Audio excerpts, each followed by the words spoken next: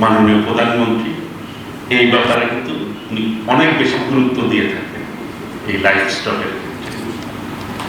কাজেই এইটা আপনাদের ক্ষেত্রে আশার বান আমি মনে করি যে উনি এই ব্যাপারে খুবই সজাগ রয়েছেন, সচেতন রয়েছেন এবং নিজেই উদ্যোগী হয়ে কিভাবে এই সেক্টরটাকে এগিয়ে নেওয়া যায় সেজন্য মাননীয় প্রধানমন্ত্রী দেশনায়ক তারেক রহমান, তার বাবার মতো শহীদ রাষ্ট্রপতি জিয়াউর রহমান,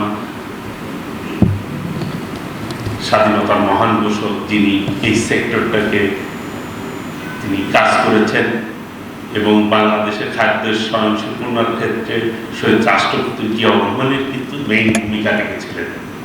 ৭৪ সালে বাংলাদেশে একটি দুর্ভিক্ষ হয়েছিল, মানুষ না খেয়ে রাস্তায় পড়ে থাকতো, মরে থাকতো। সেই অবস্থা থেকে শহীদ রাষ্ট্রপতি জিয়াউর রহমানই কিন্তু আত্মনির্ভরশীল অর্থনীতি গড়ে তুলতে সক্ষম হয়েছিলেন। দেশনেত্রী বেগম খালেদা জিয়া পরবর্তীতে দায়িত্ব গ্রহণ করেছেন, উনিও এই সেক্টরটিকে গুরুত্ব দিয়েছেন।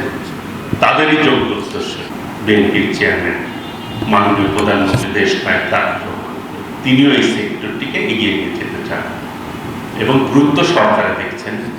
কাজে আগামী দিনে আমরা একটি সুন্দর বাংলাদেশ গড়ে তোলার ক্ষেত্রে এবং অর্থনীতিতে এই লাইফ স্টক একটি গুরুত্বপূর্ণ ভূমিকা পালন করবে।